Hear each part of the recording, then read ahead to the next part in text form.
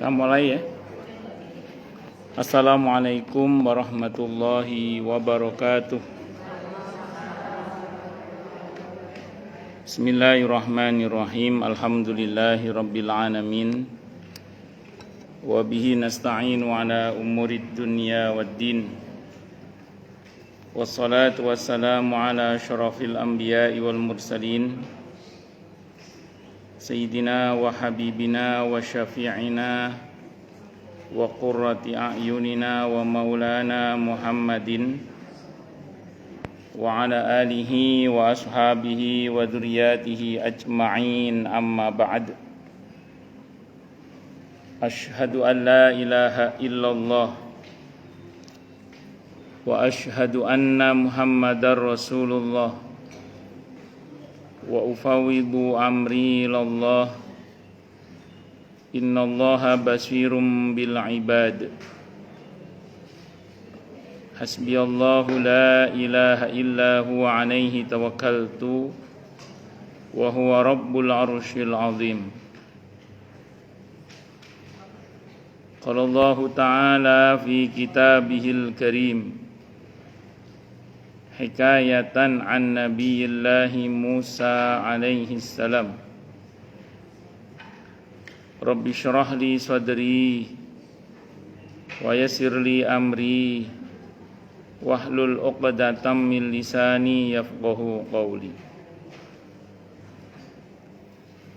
Para asatidah, para ibu-ibu sekalian, hafizani wa hafizakunallah, bil khusus segenap pengurus Majelis Ta'lim ibu-ibu Masjid Baitur Rahman Kemang Pratama 3 dan sekitarnya, yang semoga pengurusnya dan jamaahnya selalu dalam naungan rahmat, barokah, perlindungan serta bimbingan Allah Subhanahu wa ta'ala. Amin Allahumma amin insyaallah. Dan tentu saya doakan semoga kemuliaan ibu-ibu sekalian selalu dijaga dan ditingkatkan terus oleh Allah Subhanahu wa ta'ala, sebagai seorang muslimah, sebagai seorang istri, sebagai seorang ibu, dunia hingga syurga. Amin Allahumma amin insyaallah. Allahumma inna nas'aluka ilman nafi'ah wa rizqan thayyiba wa amalan mutaqabbalah wa fatahallahu lana futuhal arifin. Allahumma inna na'udzubika min ilmin la yanfa' wa amalin la yurfa' wa qalbin la yakhsha' wa du'a'i la yusma'. Allahumma ati anfusana taqwaha wa zakkiha anta khairu man zakkaha anta waliyuha wa maulaha. Amin Allahumma amin insyaallah. Masih melanjutkan kajian kita tentang kitab At-Tadhkirah karya Al-Imam Al-Qurtubi rahimahullah rahmatan wasi'ah wa rahimallahu ulama al-muslimin. Qala al-muallif rahimahullahu ta'ala wa nafa'ana bihi wa bi'ulumihi fid dharain amin. Bismillahirrahmanirrahim. Halaman 495. Betul nggih? Hal-hal yang menyelamatkan dari kengerian-kengerian dan kesulitan-kesulitan hari akhir.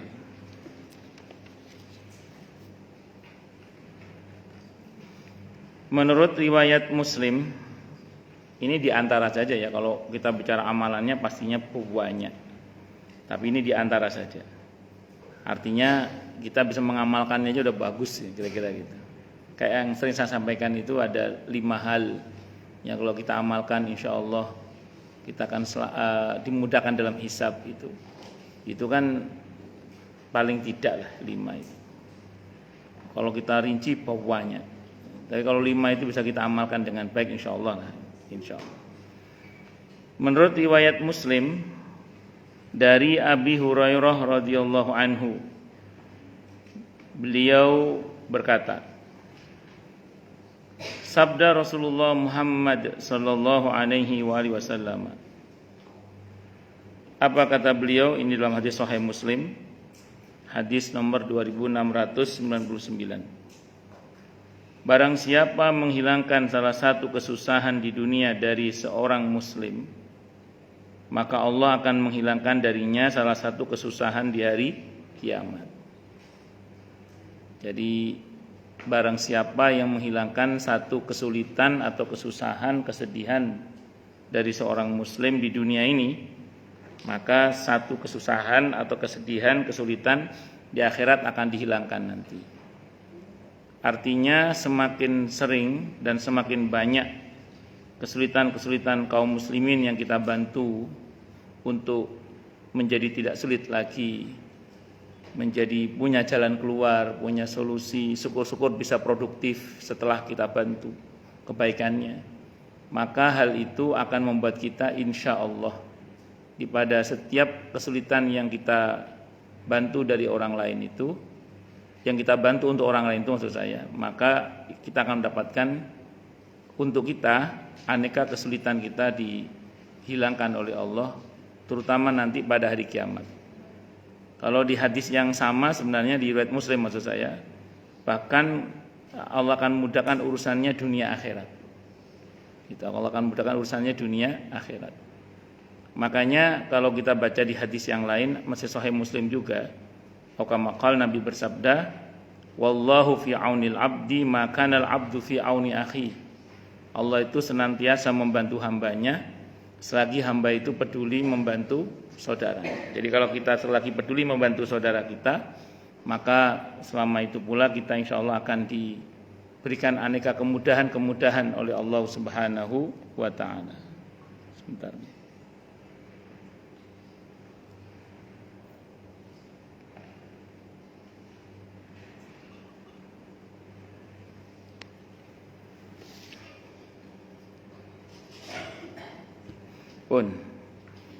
Makanya ini yang juga sering saya sampaikan di sini, bahwa kita itu sebenarnya kelihatannya saja membantu orang lain, tapi tanpa kita sadari kita sedang membantu diri kita sendiri. Kita itu kelihatannya saja mendoakan baik orang lain, tapi sebenarnya kita sedang mendoakan baik diri kita sendiri. Kita itu kelihatannya saja mencintai orang lain karena Allah, tapi tanpa kita sadari cinta Allah untuk kita.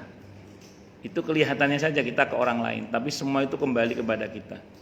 Faman ya'mal mithqala dzarratin khairan yarah wa man ya'mal mithqala dzarratin syarran yarah. Sekecil apapun kebaikan yang kita lakukan, kita akan melihat akibatnya untuk kita. Dan sebagaimana sekecil apapun keburukan yang kita lakukan, kita akan melihat akibatnya juga kembali pada diri kita. Itu yang juga sering saya sampaikan di sini untuk mengingatkan kembali biar kita tambah ingat ya. Kalau bosan bilang cut ya namanya. Pokoknya kalau saya sering mengulang bosan bilang apa? Cut. Nanti saya cerita yang lain. Pernyataan Abu Lais As-Samarqandi rahimahullah, yang beliau mengutip penjelasan Sayyidina Ali bin Abi Thalib radhiyallahu an. Beliau kutip penjelasan Sayyidina Ali itu dalam kitab Tanbihul Ghafilin, ketika beliau menjelaskan firman Allah di surah Hamim As-Sajdah, surah Fussilat, surah ke-41 ayat 46 itu. Apa kata Sayyidina Ali bin Abi Thalib radhiyallahu an? Beliau mengatakan, ma ahsantu ila ahadin wa ma asa'tu ilaihi li'anna Allah yaqul man amila salihan fali nafsihi wa man asaa fa 'alaiha. In ahsantu ila ahadin faqad ahsantu ila nafsi wa in asa'tu ila ahadin faqad asa'tu ila nafsi. Kata beliau, aku tidak pernah berbuat baik pada orang lain, aku juga tidak pernah berbuat jahat pada orang lain. Karena Allah telah berfirman yang artinya siapa yang berbuat baik maka manfaatnya untuk dirinya sendiri, dan siapa yang berbuat jahat maka dosanya juga untuk dirinya sendiri. Jadi kata beliau, kalau aku berbuat baik pada orang lain, sejatinya aku berbuat baik pada diriku sendiri. Kalau aku berbuat jahat pada orang lain, sejatinya aku berbuat jahat pada diriku sendiri. Saking jahatnya itu. Cuman kan kadang orang nggak nyadar ya, orang nggak nyadar bahwa semua perbuatan itu kembali ke dirinya itu. Maka bersyukurlah bagi siapapun yang sadar. Allahu Akbar. Makanya saya contohkan, kelihatannya saja kita membantu orang lain, tapi tanpa kita sadari bantuan kita itu kembali pada diri kita sendiri. Tadi hadisnya Sahih Muslim itu. Wallahu fi aunil abdi, maka al abdu fi auni akhi. Jadi Allah senantiasa membantu hambanya selagi hamba itu peduli membantu saudaranya. Makanya tidak jarang ya masalah kita itu dibantu beres oleh Allah bersamaan dengan kita membantu membereskan urusan orang lain. Jadi tidak jarang urusan kita dibantu beres oleh Allah bersamaan dengan kita membantu membereskan urusan orang lain. Saya pas bahas masalah ini ada bapak-bapak cerita sama saya. Beliau ceritanya gini, Ustadz, bener kata dia. Kenapa Pak? Saya ini Ustadz kerja di sebuah perusahaan tertentu. Saya nggak sebut, saya juga lupa nama perusahaannya, mohon maaf. Saya banyak membantu orang Ustadz untuk supaya dia bisa bekerja. Saya bantu Ustadz beberapa. Dan saya tidak minta bayaran sama sekali. Jadi saya membantu orang untuk supaya dia bisa bekerja dan saya tidak minta bayaran sama sekali dari saya membantu orang itu. Jadi saya tidak menuntut apapun. Pokoknya pure murni saya kerjakan semua itu karena saya ingin membantu karena Allah. Terus beliau cerita, alhamdulillah Ustaz, masya Allah, qadarullah itu anak saya ya kok dibantu banyak oleh Allah itu alhamdulillah. Dengan saya membantu anaknya orang lain, wah anak saya dibantu oleh Allah itu kata dia gitu. Ya itu kan baru di dunia, belum nanti di akhirat. Allahu Akbar. Ya bahwa semua berproses iya. Apa Bu Asni berakit-rakit ke hulu berenang gimana? Statusnya Bu. Beliau kalau memotivasi putranya itu. Ya, jadi maksud saya itu ya memang semua berproses, tapi paling enggak kan kalau kita bantu dengan basis langit kan insya Allah akan jadi lebih dimudahkan oleh Allah Subhanahu wa Ta'ala. Hari ini saya melihat Bu Benah, masya Allah. Sehat Bu, nggih? Alhamdulillah. Sawenang saya. Bukan sawenang. Kita ini kelihatannya saja mendoakan baik orang lain, tapi tanpa kita sadari doa itu kembali pada diri kita sendiri. Makanya ada sebuah hadis yang menyebutkan ketika kita mendoakan baik saudara kita tanpa sepengetahuannya terutama ya, itu dari atas kepala kita ada malaikat yang berdoa, walaka mislu dzalik, bagimu seperti itu juga. Walaka mislu dzalik, bagimu seperti itu juga.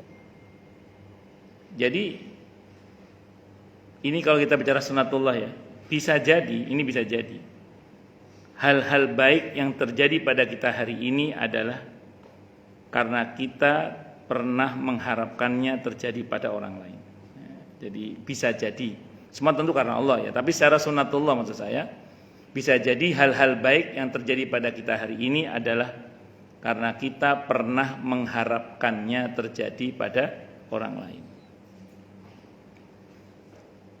Tapi rumusnya seperti kemarin yang saya sampaikan ya. Kalau maaf ya, kalau kemarin saya contohkan, Ustadz orang itu kalau butuh saya ada.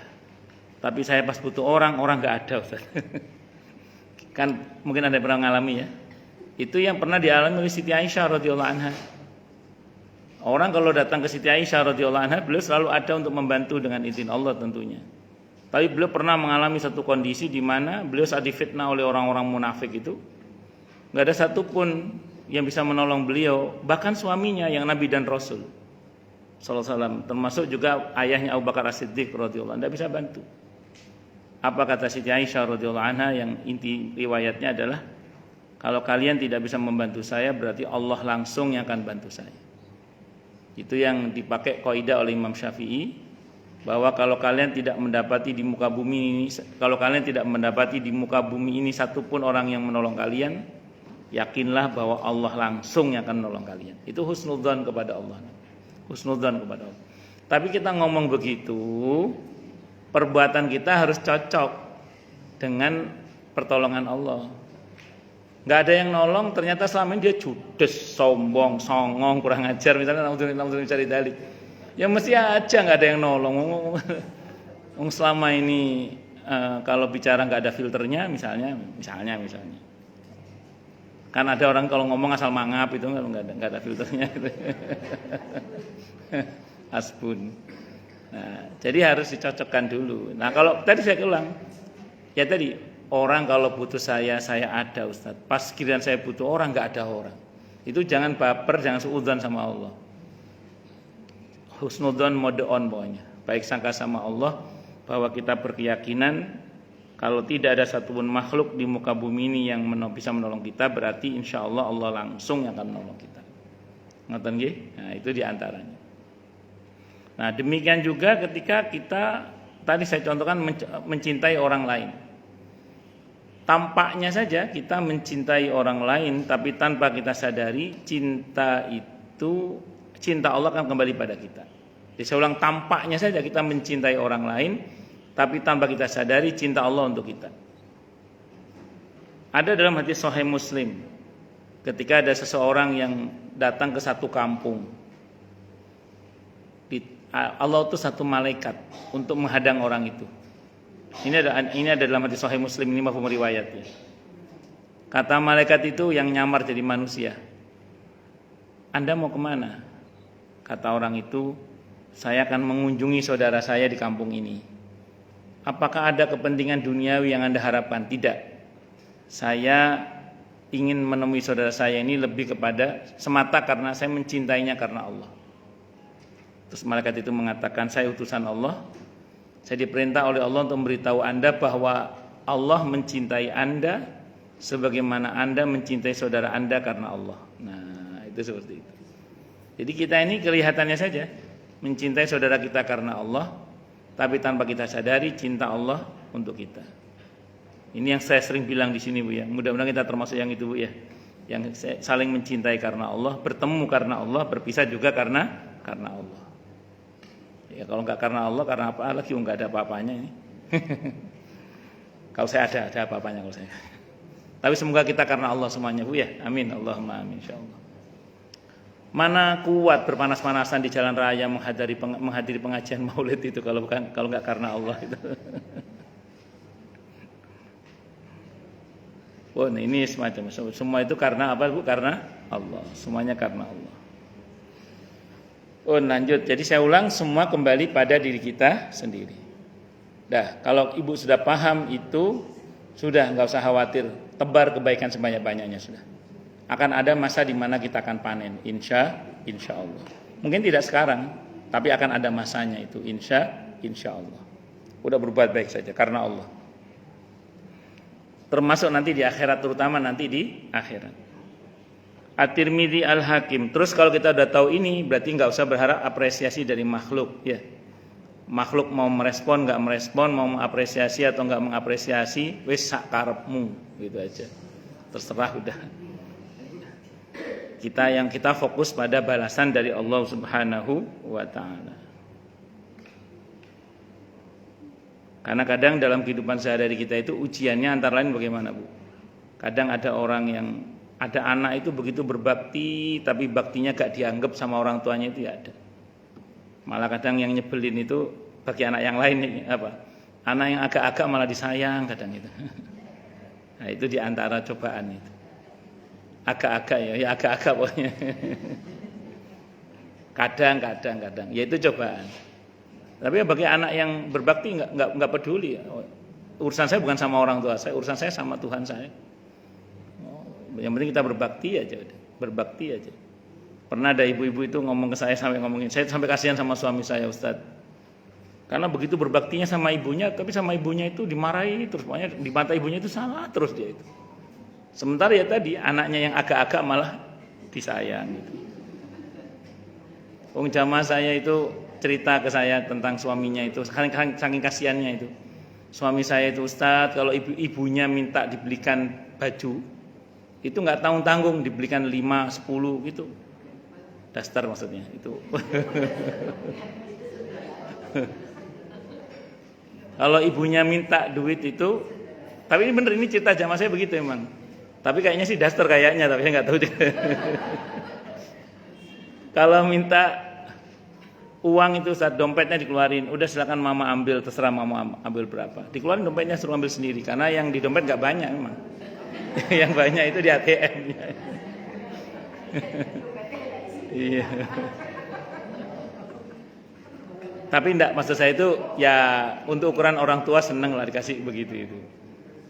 Tapi suatu saat ya tadi itu saya kasihan sama suami saya, Ustadz. Kata saya bilang sudah pun tidak usah fokus sama reaksi orang tua, berbakti saja. Kita fokus pada balasan dari Allah. Ya, nanti soal orang tua yaitu fokus tugas kita sebagai anak ya berbakti gitu aja. Semuanya kita serahkan kepada Allah Subhanahu wa taala. Karena kalau sampai anak ngambil kesimpulan, udah aku kesel sama mama, udah aku nggak berbakti lagi deh, udah salah berarti. Gatot ya, gagal total. Al-Imam At-Tirmidzi rahimahullah Al-Hakim meriwayatkan dalam Nawadirul Usul, ia berkata, ayahku rahimahullah telah menceritakan kepada kami dari Abdullah ibn Nafi', dari Ibn Abi Fudaik, dari Abdurrahman ibn Abi Abdillah, dari Sa'id ibn Musayyib, dari Abdurrahman ibn Samurah radhiyallahu an. Beliau berkata pada suatu hari Rasulullah Muhammad sallallahu alaihi wasallam keluar menemui kami. Waktu itu kami berada di Masjid Madinah. Beliau bersabda, tadi malam aku bermimpi melihat sesuatu yang menarik. Kalau mimpinya Nabi berarti wahyu ya. Kalau mimpinya Nabi berarti apa Bu? Wahyu. Kalau mimpi kita dibagi 3. Ada ar-ru'ya as-shadiqah, mimpi yang benar. Mimpi yang benar cirinya begitu bangun kita bisa bercerita dengan sangat baik mimpi itu. Walaupun sudah lewat bahkan tahunan, itu masih ingat biasanya. Mana dalilnya Ustadz? Surah Yusuf. Walaupun yang mimpi itu orang kafir sekalipun, karena dalam kisah Nabi Yusuf itu raja yang bercerita tentang mimpinya yang benar itu belum masuk Islam. Menurut riwayat belum masuk Islam. Terus 2 orang yang dipenjara bersama Nabi Yusuf itu yang satu jahat itu, yang tukang roti itu jahat. Tapi nyatanya mimpinya bisa benar, karena dia bisa menceritakan mimpinya dengan jelas. Jadi kalau ibu-ibu mimpinya begitu jelas dan bisa diceritakan dengan sangat baik mimpi itu, walaupun sudah berlalu sekian waktu, itu isyarat dari Allah itu. Pun lanjut. Kali ini mimpinya Nabi ya, di wahyu pasti ini. Kalau kita ada kemungkinan yang kedua Bu, apa? Asaru ma qablan naum. Dampak sebelum tidur. Ibu sebelum tidur kok lapar. Begitu tidur mimpi makan. Itu enggak usah ditakwil itu. Atau yang ketiga, waswasatu syaitan, godaan syaitan. Kadang orang bangun ngos-ngosan ada. Atau bangun sakit ada juga. Karena kadang sihir itu melalui mimpi kadang. Sihir itu melalui mimpi kadang. Sihir itu. Makanya jangan lupa berdoa, mau tidur bangun tidur. Pun lanjut. Tadi malam aku bermimpi melihat sesuatu yang menarik. Aku melihat salah seorang umatku didatangi malaikat maut untuk dicabut nyawanya. Maka datanglah kepadanya amal baktinya kepada kedua orang tuanya dan menghalangi pencabutannya. Dan aku juga melihat seorang dari umatku telah digelar untuknya adab kubur.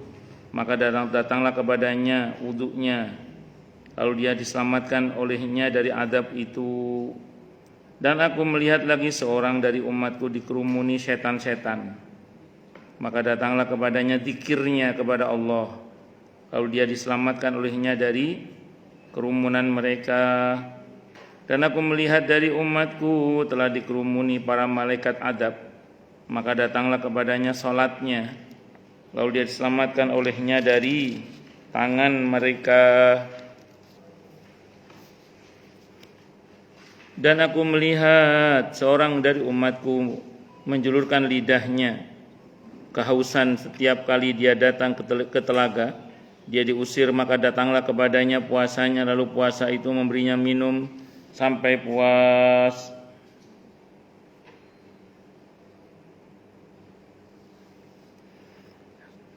Hadis ini Bu, walaupun nanti ada yang mendhaifkan, tapi Imam Al-Qurtubi dalam kitab ini menyatakan bahwa saya katakan hadis ini penting sekali karena di dalam hadis ini Nabi kita Muhammad SAW menyebutkan beberapa amal soleh tertentu yang menyelamatkan manusia dari berbagai kesulitan tertentu di hari kiamat. Wallahu a'lam. Ini kata Imam Al-Qurtubi ya.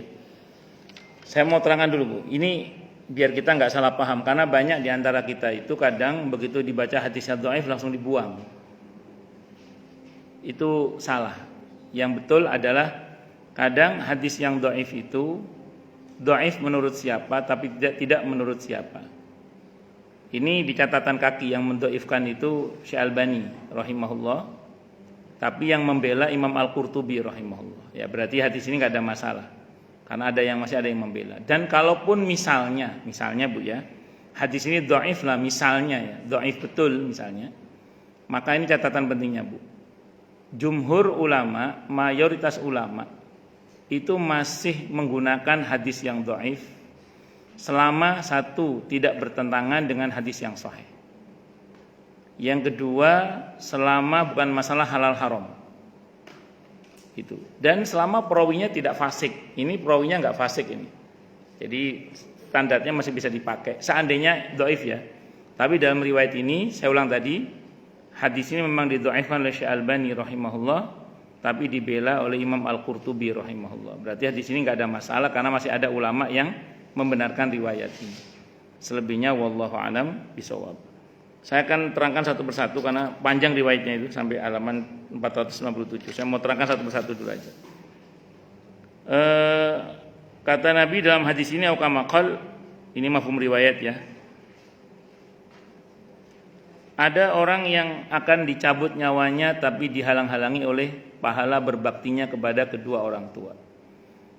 Kenapa Imam Al-Qurtubi membela riwayat ini? Ini riwayatnya maknanya sahih sebenarnya. Karena di antara keutamaan berbakti pada kedua orang tua dalam Islam adalah dipanjangkan umur. Di dalam Islam itu Bu ada amalan-amalan yang menyebabkan seseorang itu dipanjangkan umur. Di samping silaturahim, di antaranya lagi adalah berbakti kepada kedua orang tua. Jadi orang kalau berbakti pada kedua orang tua, insya Allah dipanjangkan umurnya oleh Allah. Saya pas bahas begini ada yang nanya ke saya. Itu ada Ustadz anak muda meninggal dunia padahal dia sangat berbakti pada kedua orang tuanya. Saya tanya, meninggal usia berapa? Saya tanya gitu. Usia 40-an Ustadz. 40-an. Bisa jadi usia dia sebenarnya 20-an, saya bilang gitu. Sudah Allah panjangkan 20 tahun itu. Bisa jadi, saya bilang gitu. Oh, masa bisa begitu lah? Kan Nabi kan tidak mungkin salah kan dengan janjinya. Yang mungkin terjadi adalah ada penambahan kuantitas dan kualitas umur. Pertanyaannya, apakah ada Ustadz istilah penambahan kuantitas umur dalam riwayat yang sahih dalam Islam? Saya jawab ada. Jadi penambahan kuantitas umur itu mungkin, kalau penambahan kualitas usia, saya nggak usah berdebat lah, itu pasti itu kalau kita bicara keberkahan usia untuk orang yang bersilaturahim, berbakti pada kedua orang tua dan seterusnya. Tapi kalau kuantitasnya ditambah, apakah ada riwayatnya? Saya jawab ada. Saya baca riwayat ini dalam kumpulan Sahih Hadis Qudsi. Ibu-ibu kalau berkesempatan boleh nanti beli buku judulnya Kumpulan Sahih Hadis Qudsi. Sahih Hasan hadisnya, kalau nggak Sahih Hasan hadisnya. Di dalam bukunya nggak tebel kok, tipis. Sekian ratus hadis isinya. Nah di situ disebutkan ada kejadian ketika Nabi Adam alaihissalam yang saya pernah cerita di sini ya riwayatnya. Ketika Nabi Adam ditampakkan kepada beliau keturunannya. Jadi kita ini Bu sebagai roh seusia. Jadi kita ini sebagai roh seusia kita ini. Karena di zaman Nabi Adam diperlihatkan kepada beliau roh anak cucunya itu. Nah, terus di casting oleh Allah, Pak Roni lahir duluan baru Bu Teni itu nyusul. Di casting oleh Allah. Pak Ferry duluan, Bu Asni nyusul, Bu Popi belakangan suaminya duluan.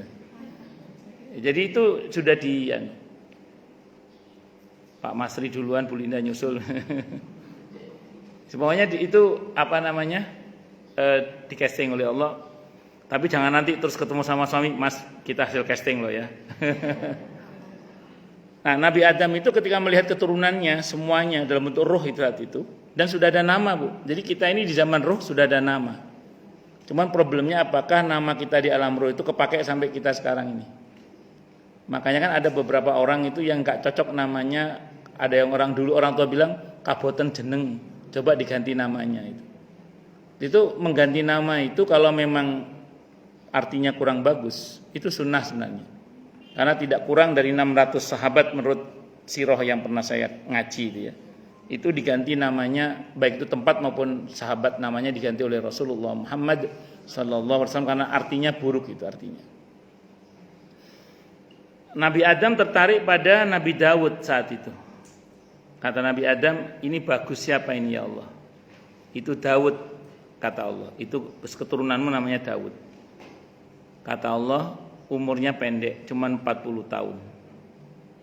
Kata Nabi Adam, ya Allah boleh enggak saya sumbang umur saya 60 tahun. Nabi Adam umurnya 1000 tahun. Itu ada dalam kumpulan Sahih Hadits Qudsi.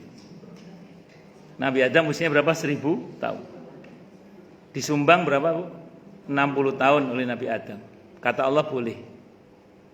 Maka Nabi Daud usianya 100 tahun. Nah, ketika Nabi Adam berusia dalam hadis itu ya 1000 tahun kurang 60 tahun, malaikat maut datang. Kata Nabi Adam, loh kok wis teko Cak? Loh kok sudah datang Mas apa? Oh, kok Mas apa malaikat itu? Kok Mas? Kau udah datang Mas malaikat maut. Kan saya masih kurang 60 tahun lagi, kata Nabi Adam. Kata malaikat maut, panjenengan lupa ya bahwa yang 60 tahun dari usia panjenengan sudah disumbangkan ke Nabi Daud. Kata Nabi Adam, iya lali aku, lupa saya. Itulah pertama kali manusia itu lupa. Ya Allah ya lupa saya. Akhirnya beliau dicabut nyawanya di usia 1000 tahun kurang 60 tahun. Ini bukan Israiliyat, bukan hadis dhaif, ada dalam kumpulan Sahih Hadits Qudsi. Berarti penambahan secara kuantitas umur itu mungkin. Ibu nanti kalau sewaktu-waktu searching lah keutamaan tentang silaturahim, insya Allah akan ditemukan satu riwayat ketika ada seorang yang Nabi bilang, aukamakal nanti kamu akan meninggal pada hari ini, hari yang dimaksud ya. Akhirnya orang ini karena dibilang mau mati dan Nabi tidak mungkin bohong, akhirnya beliau silaturahim ke saudara-saudaranya, minta maaf karena katanya mau mati. Nah, itu saya mirip ada teman satu pesantren dulu begitu. Jadi karena dikabarkan oleh dokter mau mati, dia WA semua ke teman-temannya, mohon maaf mau mati katanya. Nah, suatu saat WA lagi, sudah sekian lama, agak lama dengan nomor yang berbeda. Otomatis kan kita kan penasaran, kemarin udah pamit mau mati kok sekarang WA lagi. Ditanya, ini WA-nya dari alam dunia apa dari alam barzakh? Oh dari alam dunia, nggak jadi mati katanya, nggak jadi mati. Alhamdulillah nggak jadi mati. Singkat kata singkat cerita, yaitu barokahnya silaturahim. Itu diantaranya apa? Begitu silaturahim di hari yang Nabi maksud, aukamakal orang itu nggak mati-mati. Akhirnya sowan kepada Nabi kita Muhammad SAW. Ya Rasulullah, kan kata panjenengan saya mati pada hari yang dimaksud ini, tapi kok nggak mati-mati sampai kelewat hari ini? Kata Nabi, iya. Jibril datang kepada saya, gara-gara kamu bersilaturahim ke keluarga kamu, usia kamu ditambah. Jadi penambahan secara kuantitas itu ada. Makanya kalau walaupun ada yang mengatakan secara kualitas gitu, tapi yang saya maksud secara kuantitas juga ada gitu loh. Makanya kalau ada orang misalnya ini anak sangat berbakti sama orang tuanya, kok meninggal di usia yang masih muda, tadi 40 tahun misalnya, bisa jadi usianya 20 tahun dia di Lauhil Mahfuz usianya. Gara-gara dia berbakti sudah Allah otot itu, sudah Allah panjangkan, otot itu dipanjangkan, diotot dipanjangkan sampai 20 tahun. Iya bisa jadi, itu seperti itu. Allahu Akbar. Sangat mungkin, sangat mungkin. Kalau Allah berkehendak tidak ada yang tidak mungkin. Makanya berbakti pada orang tua itu termasuk di antara keutamaannya, nanti bisa di searching riwayat-riwayatnya ya. adalah bisa menyebabkan orang itu diberi panjang umur. Di samping riwayat yang ini yang kita baca ini ya. Nah, kemudian yang kedua, dan aku juga melihat seorang dari umatku telah digelar untuknya adab kubur, maka datanglah kepadanya wudunya, lalu dia diselamatkan olehnya dari adab itu. Nah, berarti ini kita dapat tambahan informasi ya, di samping surah Al-Mulk, perbanyak surah Al-Ikhlas. Satu lagi wudu. Nah ini alhamdulillah tambah enak lagi nih. Setiap kita pasti wudu insya Allah, karena yang sholat pasti wudu. Wudu ini sedikit banyak dengan izin Allah akan membantu yang melakukannya untuk diselamatkan dari siksa kubur. Ya prinsipnya semua anggota wudu kan bercahaya. Ya kalau ada cahaya ilahi apa yang mungkin diadab kan tidak. Karena dibela oleh wudunya tadi itu. Dan aku melihat, kalau ibu nanya pembelaannya bagaimana Ustadz, wallahu alam bisawab, di hadis yang udah kita bahas sebelumnya, hadisnya sahih atau hasan Bu ya sebelumnya. Nanti semua amalan kita itu dijelmakan oleh Allah dalam wujud malaikat. Namanya malaikat ruman. Malaikat apa Bu? Ruman. Yang mana kalau itu jelmaan dari amal soleh, bentuknya wangi, indah, bentuknya indah. Indah? Ya. Maknya nggak ada. Bentuknya indah, wangi, sopan, santun, pokoknya enak dilihat. Kenapa? Karena jelmaan dari amal soleh. Tapi kalau itu jelmaan dari amal yang juwahat, wes pokoknya maksiat, bentuknya ya busuk, buruk, apalagi terus jelek, apalagi, wes pokoknya sangar. Itu udah kita bahas kemarin hadisnya nih. Dan saya ulang, ya sebelah kol-kola. Dan saya ulang tadi, kalau amal soleh dia akan membantu orang itu supaya selamat dari siksa kubur itu. Secara umum gitu. Tapi kalau untuk wablek, malah amal jahatnya itu mendorong dia untuk dihajar habis oleh malaikat. Na'udzubillahi min syarri dzalik. Dan aku melihat lagi seorang dari umatku dikerumuni setan-setan. Maka datanglah kepadanya zikirnya kepada Allah, lalu dia diselamatkan olehnya dari kerumunan mereka.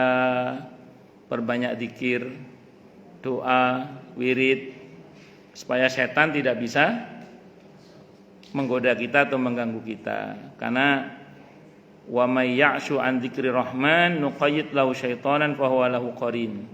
Siapa yang tidak berzikir, setan yang akan jadi temannya. Prinsipnya gini sih Bu, prinsipnya ya. Ketika kita berzikir kepada Allah, aroma wangi tercium oleh malaikat dan malaikat akan mendekat. Yang mendekat malaikat rahmat. Jadi orang kalau diam-diam berzikir kepada Allah baik dengan lisan maupun dalam hati, lisan maupun hati, itu aroma wangi zikir tercium oleh malaikat. Dan malaikat rahmat, yang mencium malaikat rahmat, dia akan mendekat. Malaikat itu terbuat dari apa Bu? Cahaya. Sementara setan simbolnya kegelapan. Artinya semakin banyak malaikat yang mendekat, semakin kuat cahaya itu mengusir gelap. Itu rumusnya. Berarti ketika kita berkata yang buruk, berkata yang kotor, di hati kita juga banyak sifat-sifat yang kotor, itu aroma busuknya juga keluar. Malaikat menjauh. Menjauhnya malaikat, menjauhnya cahaya, yang datang gelap. Setan menguasai. Makanya ayat tadi mengatakan bahwa orang kalau tidak berzikir kepada Allah dikuasai oleh setan. Supaya kita tidak dikuasai oleh setan, perbanyak zikir kepada Allah Subhanahu wa taala. Salah satu majelis zikir yang majelis ilmu seperti ini. Di antara majelis zikir adalah majelis ilmu seperti ini adalah majelis zikir. Supaya kita selamat dari godaan setan. Saya mungkin pernah cerita di sini ya, atau belum saya lupa. Saya pernah kedatangan 2 orang, laki atau perempuan. Laki dan perempuan kok, laki atau perempuan, laki dan perempuan maksud saya. Tapi dari kampung yang berbeda. Yang satu dia bilang, saya kerasukan harimau, siluman harimau Ustaz. Ngeri ya. Jadi dia ini Bu, kalau tidur dibangunin kaget menggerang gitu, kayak harimau gitu. Kalau nyakar, enggak ada kukunya tapi baju robek Bu. Itu orang yang datang ke saya saat itu. Beneran ada orangnya masih ada. Berteman dengan saya di Facebook temannya. Tapi kan udah sembuh alhamdulillah masya Allah. Saya bilang gini, saya bukan ahli ruqyah, saya bukan pakar ruqyah. Cuman kalau kamu mau sembuh, saya bilang perbanyak zikir kepada Allah dan sering-sering datang di majelis ilmu, saya bilang gitu. Akhirnya karena dia laki-laki ya, dia perbanyak zikir kepada Allah. Saya lihat dia memang banyak baca Al-Quran. Terus kemana saya ngajar ngikut pokoknya. Kemana saya ngajar ngikut. Masuk kalau jadwal ibu-ibu ini ngikut juga, cuma dia ngikut. Kurang lebih selama 2 tahun ngikut saya begitu. Selama 2 tahun kurang lebih ngikut saya itu. Kemana saya ngajar ngikut. Kan kata saya kan suruh datang ke majelis ilmu. Dia ngikuti saya terus. Kurang lebih selama 2 tahun. Itu yang saya ingat dalam waktu kurang lebih 6 bulan lah. Itu sudah sembuh itu, alhamdulillah, masya Allah. Sekarang alhamdulillah sudah sembuh, sudah normal, dan nikah, sudah punya anak 2 sekarang, alhamdulillah. Itu dia masih dari muda dulu. Yang satunya lagi perempuan. Kerasukan katanya sih tidak tahu betul apa enggak, nyiblorong katanya.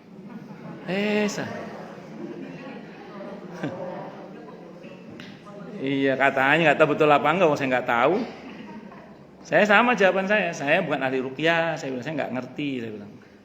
Kalau mau ya perbanyak zikir kepada Allah, sering-sering datang di majelis ilmu. Qadarullah sembuh dengan izin Allah, betul-betul sembuh dengan izin Allah. Sembuh. Suatu saat kumat lagi. Saya tanya, kok kumat lagi? Ya Ustadz lama nggak ngaji. Wah ngaji lagi. Iya, itu begitu. Jadi sering datang di majelis ilmu, insya Allah itu melemahkan pengaruh-pengaruh setan. Karena dengan kita datang di majelis ilmu kan dalam hadis Sahih Muslim dikepung oleh malaikat rahmat majelis ilmu ini. Sampai tembus langit pertama kan. Nah, dikepung malaikat rahmat, cahaya mengepung kita, otomatis gelap pergi gitu.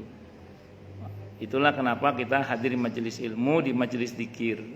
Karena di situ tempat di mana malaikat rahmat seneng itu.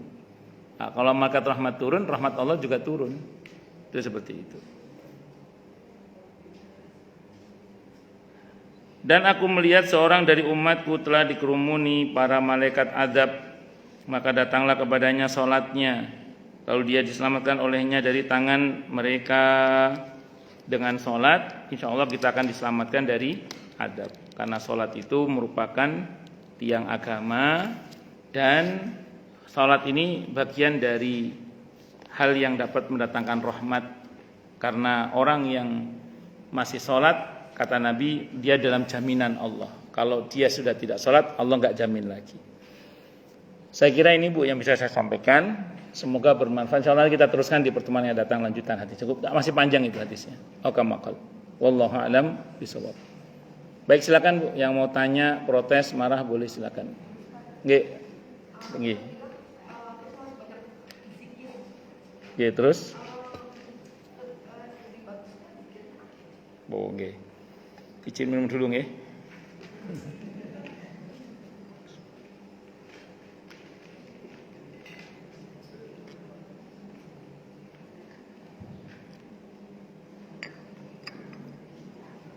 Pertama, zikir itu keutamaannya ada yang secara umum Nabi sebutkan. Seperti afdalu dzikri ala la ilaha illallah. Terus kemudian zikir yang paling utama lagi adalah Al-Qur'an misalnya, membaca Al-Qur'an. Jadi banyak dalil-dalil yang Nabi sebutkan secara umum. Sholawat, istighfar, hauqalah, la haula wala quwata illa billah. Satu dulu Bu ya, satu dulu. Yang kedua, ada zikir-zikir tertentu yang Nabi kaitkan dengan waktu. Nah, itu yang paling utama yang sesuai dengan waktunya itu, Bu. Apa contohnya? Zikir pagi dan petang. Zikir mau tidur, mau makan, selesai makan, memakai baju baru misalnya. Nah, itu zikir-zikir yang disesuaikan dengan waktu, momen, saat tertentu, saat safar misalnya. Maka yang paling utama zikir itu, Bu. Ustadz, kadang kita lupa mau baca doa yang dari Nabi karena kita nggak hafal. Bagaimana caranya Ustadz? Dalam kitab Riyadhus Shalihin itu datang kepada Nabi seorang sahabat. Ya Rasulullah, doa yang Anda ajarkan banyak sekali, saya nggak hafal ya Rasulullah. Kata Nabi gini aja doanya, ya Allah, hamba mohon kepadamu kebaikan yang dimohonkan Nabi Muhammad SAW kepadamu. Hamba mohon kepadamu ya Allah perlindungan dari keburukan yang Nabi Muhammad SAW berlindung darinya kepadamu. Jadi kalau ibu bingung, doanya gitu aja. Jadi saya kadang kalau safar itu, kalau lagi pas tetap baca yang saya hafal, kadang beberapa saya nggak hafal kan, maka saya baca, ya Allah hamba mohon kepadamu sebagaimana yang dimohonkan Nabi Muhammad sallallahu alaihi wasallam saat safar, dah gitu aja. Selebihnya terserah Allah udah. Nah, ngoten nggih. Itu diantaranya. Terus ada beberapa zikir yang Nabi kaitkan dengan hajat atau harapan-harapan. Terkait dengan hajat-hajat atau harapan-harapan. Contoh misalnya berkaitan dengan kesulitan-kesulitan. Kalau ibu mengalami kesulitan, perbanyak baca la haula wala quwata illa billah. Atau perbanyak istighfar, astagfirullah, astagfirullah. Atau matur nuwun sanget Ibu Anang nggih. Jazakillah khairan. Dikasih soto paling. Semoga berkah usaha jenengan Bu Anang nggih. Insyaallah amin Allah insyaallah. Dan keluarga juga berkah amin Allah insyaallah. Sampai mana tadi Bu gara-gara soto? Oke, monggo Bu Indah monggo. La haula wala quwata illa billah, astagfirullah. Terkait dengan rezeki ya, atau perbanyak baca suratul Waqiah. Ya, itu misalnya itu. Perbanyak sholawat misalnya. Itu anjuran dari Nabi banyak berkaitan dengan solusi dan rezeki misalnya. Kalau kita berhadapan dengan sesuatu yang mentok buntu, enggak ada jalan keluar misalnya, misal perbanyak baca la ilaha illa anta subhanaka inni kuntu minadz dzalimin, samping sholawat misalnya. Wah, ini untuk menghadapi supaya suami takluk sama kita gimana caranya? Ya, yes pokoknya gitu. Jadi itu contoh. Jadi ada riwayat-riwayat tertentu yang memang dikaitkan dengan semua itu. Ya monggo diamalkan sesuai dengan yang kebutuhannya tadi. Jadi kalau secara umum zikir yang paling utama adalah la ilaha illallah. Tapi nanti konteksnya bisa berbeda-beda. Nah, saya secara pribadi memandang zikir itu sebagai satu bulatan. Sebagai satu bulatan. Jadi bukan terus karena yang utama la ilaha illallah, la ilaha illallah tok liyane ndak, atau karena senang sholawat atau sholawat tok yang lainnya tidak, ndak. Itu bulatan itu. Sholawat ya la ilaha illa anta subhanaka inni kuntu minadz dzalimin ya, ayat kursi ya, semuanya kita itu bulatan satu kesatuan. Kalau saya secara pribadi ya boleh setuju boleh tidak. Ya monggo terserah. Saya kalau untuk malam itu refleks saya. Kan kadang kita bingung mau dikira apa ya gitu ya. Refleks saya kalau malam itu sholawat pokoknya. Kalau sholawat, kalau malam. Kalau pagi sampai sore itu sampai maghrib, refleks saya itu kalau saya bingung mau dikira apa, refleks saya adalah la ilaha illa anta subhanaka inni kuntu minadz dzalimin. Itu refleks saya. Nah, kecuali hari Jumat. Kalau hari Jumat seluruhnya sholawat. Dikir refleksnya seluruhnya sholawat. Dari malam Jumat tadi malam sampai nanti maghrib itu refleksnya adalah sholawat. Refleksnya ya maksudnya ya. Refleksnya saya maksud ini kadang-kadang kita kan sambil kayak saya kan ngendarai motor atau ibu kan mungkin nyetir mobil atau lagi di atas gunung misalnya kan itu kan itu ya bingung mau baca apa gitu misalnya gitu. Ya sudah. Kalau saya refleksnya tadi kalau siang refleks saya la ilaha illa anta subhanaka inni kuntu minadz dzalimin. Kalau malam refleks saya sholawat.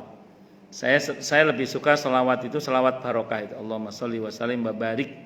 Ada kata wa barik ala sayyidina Muhammad wa ala ali sayyidina Muhammad. Kalau ibu terserah mau sallallahu alaihi Muhammad boleh tidak apa-apa terserah. Cuma kalau saya itu seringnya sholawat barokah itu. Allahumma sholli wa sallim wa barik ala sayyidina Muhammad wa ala ali sayyidina Muhammad. Ibu terserah nggak harus sama dengan saya. Itu refleks aja sih, refleks aja Bu. Biar kalau kita ngapa-ngapain sambil masak misalnya refleksnya itu jelas gitu. Oh ini siang refleksnya la ilaha illa anta subhanaka inni kuntu minadz dzalimin. Kecuali tadi ada momen-momen zikir pagi dan petang ya itu disesuaikan saja. Wallahu a'lam bishawab. Ngoten nggih, Bu. Monggo Ibu, monggo.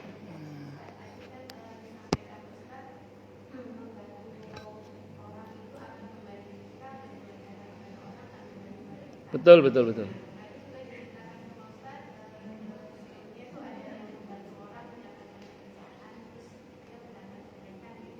Nggih.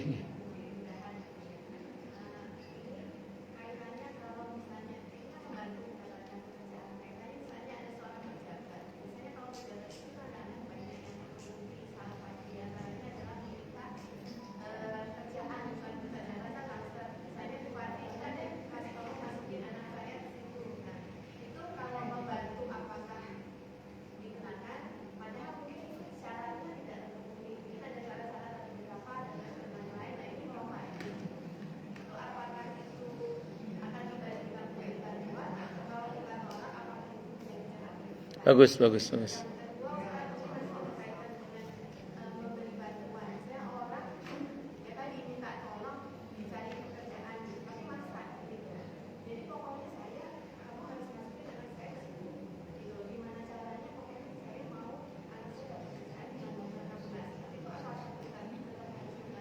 Bagus, bagus, bagus. Tentu yang saya maksud dari cerita jamaah saya tadi itu cerita yang caranya yang benar ya, bukan cara yang tidak benar. Bukan KKN, bukan. Cara yang benar maksudnya, bukan cara yang tidak benar. Aturan, betul, betul. Bukan.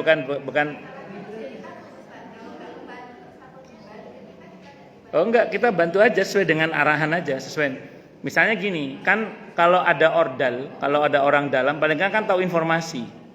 Kalau tahu informasi kan kita tinggal ngasih tahu aja. Ini Mas, ada informasi lamaran pekerjaan di sini, berusaha ya. Nah, nanti kita, nanti, Ibu mau kemana? Oh, ntar saya dulu. Kenapa Bu? Kenapa?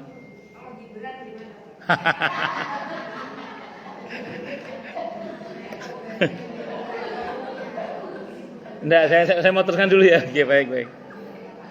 Baik, jadi intinya itu Bu ya. Jadi harus dengan cara yang benar gitu. Tapi bukan dengan cara yang tidak benar.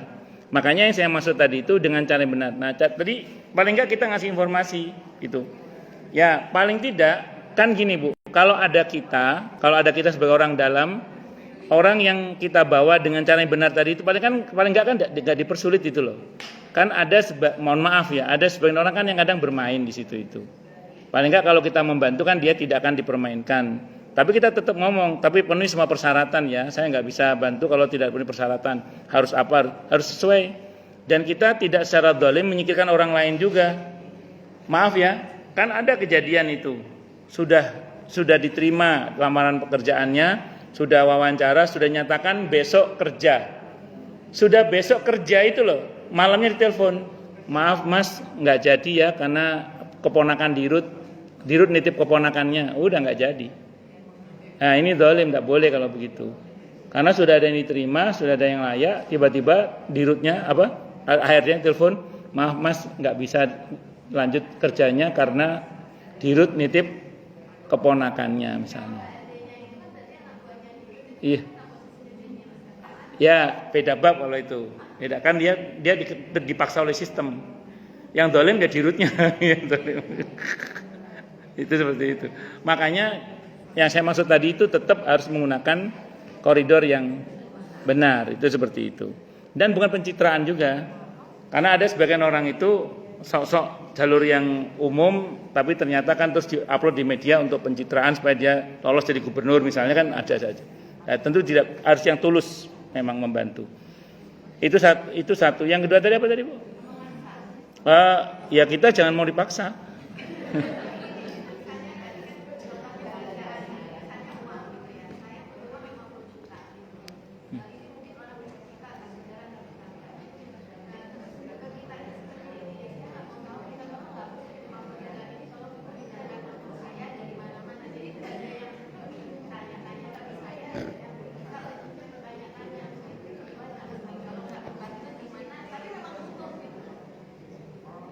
Kalau caranya benar sih nggak apa-apa ya. Kalau caranya benar tapi kalau caranya nggak benar ya jangan.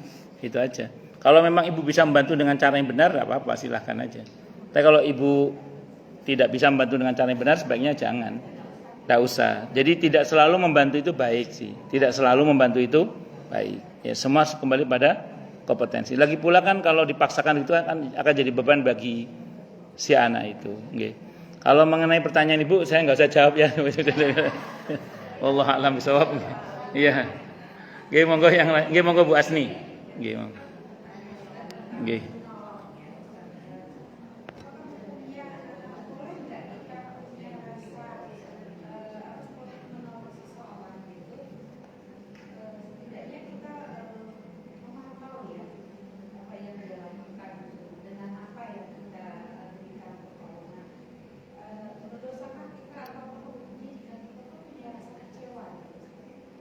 Bagus.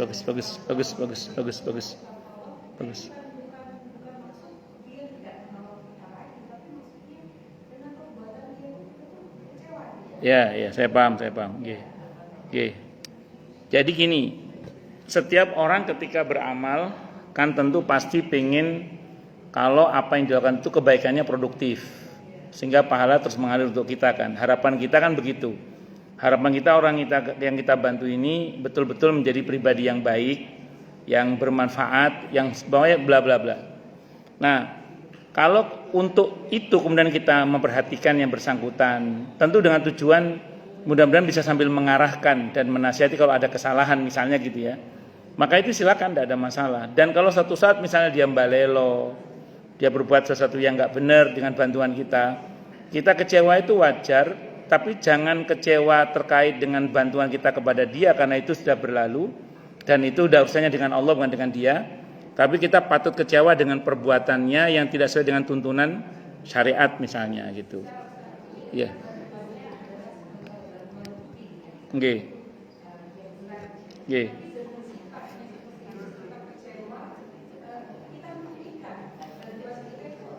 Tidak ada masalah selama itu bukan sebagai sebuah kewajiban. Jadi yang saya maksud kewajiban contoh gini, misalnya anak ke orang tua atau orang tua ke anak, itu kan wajib sifatnya. Kalau yang sifatnya wajib, sebetapapun ibu sebel sama orang tua ibu misalnya, kemarin pasti lagi kangen sama kedua orang tuanya, rahimahumullah ya, semoga Allah rahmati beliau berdua. Misalnya kesel banget sama orang tua gitu ya, nggak ada alasan untuk tetap berbakti. Tetap harus berbakti. Orang tua ke anak juga sama. Suami ke istri juga sama, wajib itu. Sebetapapun kesel tetap harus berbakti. Nah, namun kalau ini maksud adalah orang lain yang notabene tidak ada kewajiban secara syar'i untuk kita membantu, maka seandainya ibu menghentikan bantuan itu secara syar'i tidak ada masalah. Kalau bahasa agamanya stop dulu dengan yang ini, giliran yang lainnya mungkin. Karena yang ini sudah cukup karena sudah dibantu ternyata seperti itu misalnya. Sesuai dengan apa yang diharapkan. Saya kira itu wallahu a'lam bishawab. Malah gini Bu ya. Ini kalau di fikih ini. Kalau kita membantu permodalan seseorang, misalnya ada keponakan gitu ya, dimodali ini usaha. Sekali dimodali bangkrut. Oke. Kalau mau lagi nih dimodali sekali lagi, 2 kali. Bangkrut lagi. Oke. Terakhir 3 kali. Kalau mau bantu lagi ya 3 kali. Ini kalau ibu masih kuat, kecuali ibu nggak kuat. 3 kali bantu lagi, ngasih modal lagi. Ternyata masih bangkrut lagi karena memang dia mungkin kurang cakap atau bagaimana. Itu kalau dalam bahasa agama, bahasa fikih itu orang yang safih. Safih itu orang yang tidak punya kecakapan untuk mengelola harta. Safih namanya. Safih itu safihun, safih orang artinya bodoh safih itu. Orang yang tidak punya kecakapan untuk mengelola harta. Kalau orang Jawa bilang gak potongan soge. Nah, berarti untuk orang seperti ini cukup sudah 3 kali saja. Nah, setelah itu kita beralih ke yang lain. Kenapa? Karena sudah kita bantu 3 kali dia nggak bisa dibantu juga. Ngoten nggih? Wallahu a'lam bishawab.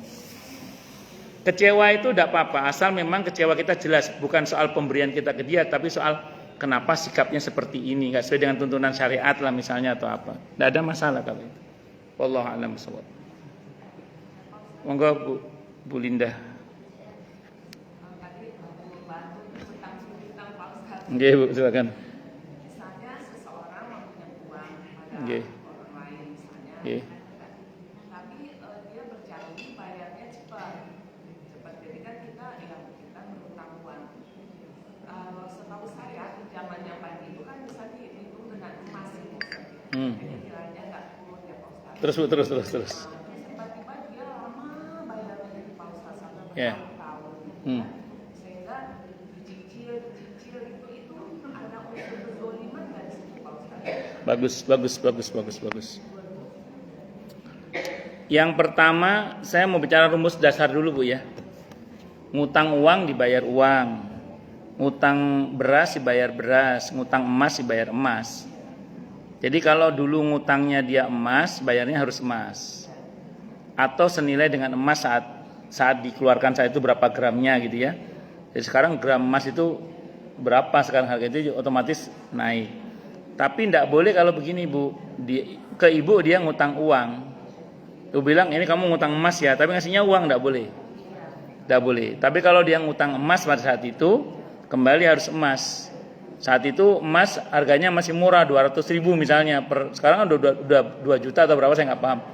Ya udah, berarti bayar sesuai dengan harga sekarang, tidak apa-apa. Atau dalam bentuk emas yang sama. Itu rumus dasar dulu Bu ya, rumus dasar. Yang kedua, ada satu hadis yang menyebutkan matlul ghani dzulmun. Menundanya orang yang kaya dari membayar hutang padahal dia sudah mampu membayar hutang, itu sebuah kezaliman. Jadi kalau orang itu sengaja kepada ibu mencicil dalam waktu yang lama padahal dia mampu mensegerakan pembayaran, berarti dia zalim dalam hal ini. Itu yang kedua Bu ya. Kemudian yang ketiga, kalau ibu-ibu ada orang ngutang uang sama ibu, terus dia janji sekian bulan tapi diingkari sampai sekian tahun berlalu, itu ibu-ibu, ini ulama kontemporer yang berpendapat ya, walaupun yes and no-nya pasti ada, boleh menagih yang bersangkutan dengan nilai pada saat berhutang kepada ibu plus inflasinya. Boleh. Itu fatwa ulama kontemporer. Mana dalilnya? Dalilnya Al-Baqarah ayat 279. Itu tentang riba, di mana kita tidak boleh menekan orang dengan bunga. Tapi di ujung ayatnya Allah mengatakan la tadzlimuna wa la tudzlamun. Kalian tidak boleh zalim, tapi juga enggak boleh dizalimi. 279. Ada di ujung ayat itu dikatakan la tadzlimuna wa la tudzlamun. Janganlah kalian menzalimi, tapi juga kalian juga jangan sampai dizalimi. Jangan jahat tapi juga jangan dijahati. Jangan merugikan tapi juga jangan dirugikan. Maka kalau ada orang yang bayarnya lama begitu, mangkir ya dari keharusannya, kita berhak menagihnya plus inflasinya. Jadi inflasinya misalnya per tahun rata-rata 11%, ya kalikan aja udah. Itu seperti itu. Boleh kalau ibu mau nagih dengan inflasinya. Tapi kalau ibu nggak mau nagih, yang penting kembalikan uang saya, terserah sih, tidak ada masalah. Ngoten ibu nggih? Yang mana yang zalim? Yang menghutangi. Yang berhutang. Kalau dia sengaja menunda pembayaran, itu aja udah zalim dia. Kalau dia sengaja menunda pembayaran. Makanya gini Bu, kalau orang berhutang itu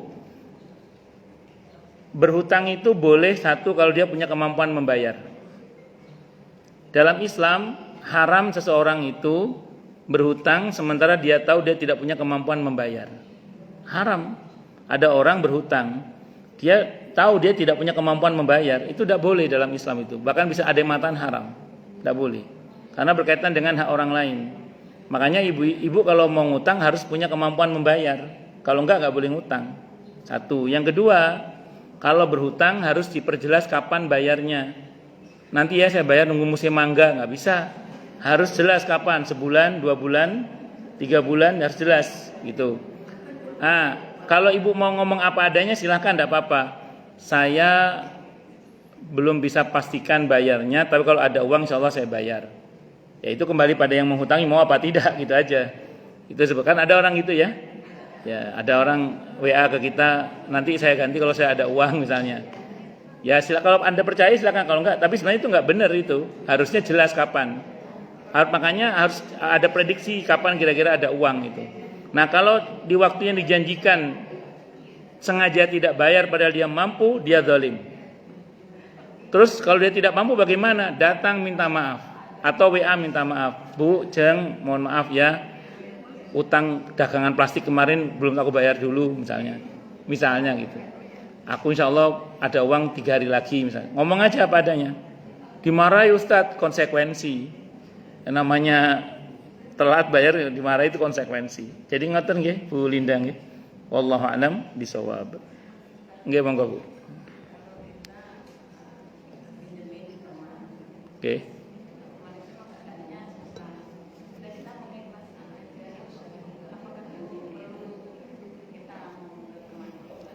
Bagus. Gini. Kalau ibu hendak mengikhlaskan untuknya sebagai zakat ibu kepada dia, memotong zakat ibu, walaupun tidak semua ulama sepakat. Kebanyakan ulama melarang sih kalau itu dipotong zakat kita gitu. Tapi ada sebagian ulama yang membolehkan. dengan ketentuan ibu harus sampaikan ke dia, utangmu kepadaku itu zakatku dariku untukmu dah. Karena dia gharim, orang yang tenggelam dalam hutang misalnya. Walaupun saya ulang kebanyakan ulama sih melarang, tapi ada sebagian ulama yang menfatwakan boleh. Nah, itu satu. Tapi kalau itu pengikhlasan dalam pengertian bukan sebagai zakat, tapi sebagai sedekah ya. Kalau bahasa Al-Qur'annya kan wa antasaddaqu khairul lakum itu. Jadi kalau mereka tidak mampu bayar, maka sedekahkanlah untuk mereka, maka itu lebih baik. Itu ibu punya dua pilihan. Apakah ibu mau mengakadkan ke dia dengan mengatakan, "Wes Mbak, utangku di kamu data aku ikhlasin," misalnya. Boleh ibu ngomong gitu, silakan. Atau ibu tidak usah ngomong, dalam hati aja. Nah, kalau ibu ngomong dalam hati, berarti belum terjadi akad ya. Berarti belum terjadi pemindahan hak. Tapi dia sudah diringankan di sisi Allah karena ibu sudah mengikhlaskan. Nah, dan ibu insya Allah dapat pahala surga, amin insya Allah. Nah, tapi karena ibu belum ngomong, belum ada pemindahan hak. Sehingga kalau suatu saat dia tobat, tiba-tiba datang ibu, "Bu, aku bayar hutang ya." Ibu masih berhak menerima sebagai pembayaran hutang. Kenapa? Karena ibu tidak pernah ngomong, berucap. Tapi kalau ibu udah ngomong, berarti sudah pindah hak itu. Kalau suatu saat dia datang sebagai pembayaran hutang, ibu tidak berhak menerima sebagai pembayaran hutang, kecuali dia sebagai hadiah, tidak apa-apa kalau itu. Wallahu a'lam bishawab. Ngoten nggih?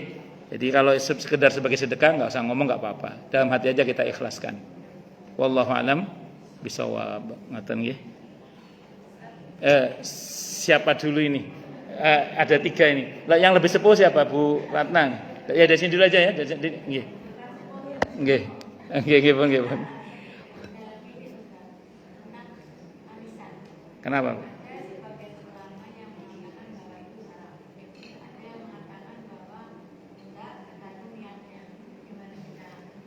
Hukum asalnya muamalah termasuk arisan itu adalah boleh. Al aslu fil muamalati al ibaha hatta yadulla dalil ala tahrimiha.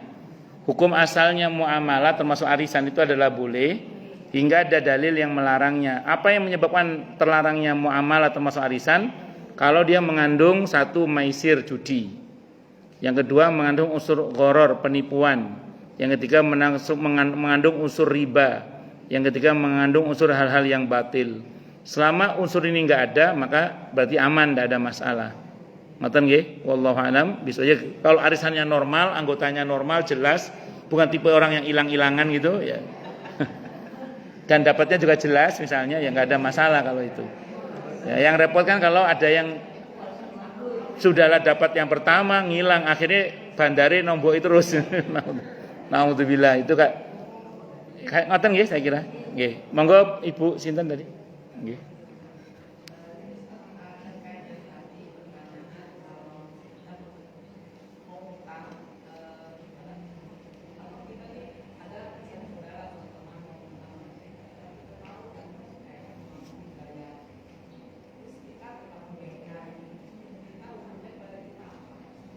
Jadi ada teman ngutang sama ibu, saudara terus,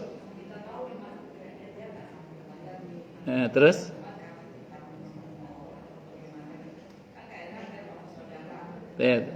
bagaimana hukumnya gitu ya? Bagus. Gini. Menghutangi itu dalam Islam tidak selalu berpahala.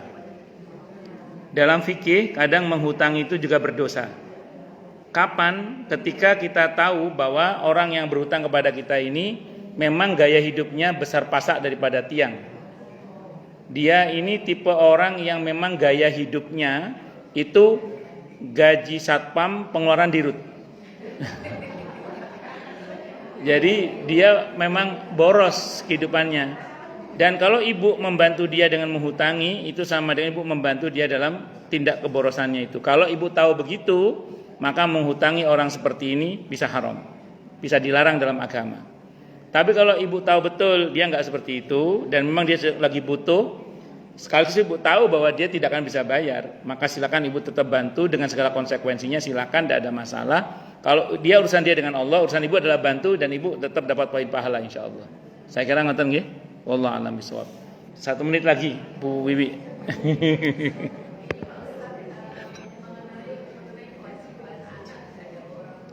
Hah?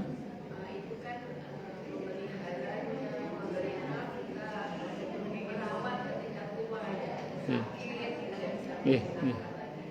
bagaimana jika misalnya si orang tuanya itu gunakan tanda petik, saya nggak tahu istilahnya, Karena ya. misalnya tidak pernah memberi nafkah, kemudian meninggalkan, dia nggak pernah menjawab. Nah itu dengan kewajiban tadi dari anak terhadap orang tua seperti apa? Saya cuma ngomong rumus gini, ini rumus dasar ya. Sejahat apapun orang tua kita kepada kita, tugas kita sebagai anak adalah berbakti pada kedua orang tua. Dan ya tentu dengan segala konsekuensinya. Itu satu dulu. Cuman kan yang menjadi persoalan gini, kalau yang nanya ibu-ibu, kan ibu-ibu punya kewajiban yang lebih wajib daripada sekedar orang tua, yaitu suami misalnya. Betul ya? Ada kewajiban yang lebih wajib, mungkin di samping suami ada anak-anak yang mesti diurus. Maka ketika orang tua menuntut si anak, dalam ini perempuan, agar merawat orang tuanya, padahal orang tuanya selama ini seperti itu, otomatis kedekatan secara emosi antara orang tua dan anak juga nggak dapat chemistry-nya. Di samping itu dia ada kewajiban kepada suami dan anak-anaknya. Maka dalam hal ini kalau anak itu misalnya tidak mentaati perintah orang tua seperti itu, insya Allah tidak termasuk durhaka, tapi dengan catatan dia tetap harus berusaha berbakti. Contohnya bagaimana? Maaf Pak, aku tidak bisa menemani secara fisik mama dan papa, tapi insya Allah aku akan transfer uang untuk ada orang yang bisa membantu merawat mama papa misalnya gitu. Bisa dipahami nggak maksudnya? Nah itu artinya dia tetap berbakti, sejahat apapun orang tua itu. Ya mohon maaf, fakta di lapangan kan ada sebagian orang tua itu yang dengan anak itu nggak dapat chemistry-nya karena sejak kecil memang si anak ini tidak bersama orang tuanya, gitu seperti itu. Tapi anak tetap berusaha berbakti, hanya dengan segala keterbatasan karena memang selama ini orang tuanya membatasi. Itu konsekuensi dari sebuah muamalah. Tapi pesannya tetap berusaha berbakti, dan tentu suami yang baik akan mendorong istrinya untuk tetap berbakti. Tapi nggak mungkin juga suami melepaskan istrinya, karena kan dia pasti butuh istrinya, dan disitulah keterbatasan itu. Ya, saya kira itu Bu. Wallahu a'lam bishawab. Cukup dulu nggih. Ini nanti tegur ketua kelas nanti saya. Kita tutup dengan hamdalah. Alhamdulillahirabbil alamin. Semoga kajian kita bisa bermanfaat, mubarakah fid dini wa dunya wal akhirah untuk kita, keluarga kita dan seluruh umat Islam semuanya, dan mudah-mudahan kita semua dijadikan oleh Allah sebagai orang-orang yang sukses dunia akhirat, selamat dunia akhirat, bahagia dunia akhirat, dan dipermudah setiap urusan kita oleh Allah fid dini wa dunya wal akhirah. Semoga Allah limpahkan hidayah selalu untuk kita, semoga Allah tingkatkan selalu hidayah untuk kita, dan semoga Allah berikan hidayah untuk siapapun yang melihat kita. Subhanakallahumma bihamdika asyhadu an la ilaha illa anta astaghfiruka wa atubu ilaik. Sallallahu alaihi Muhammad wa ala alihi wa sahbihi wasallam. Saya mohon maaf. Wassalamualaikum warahmatullahi wabarakatuh.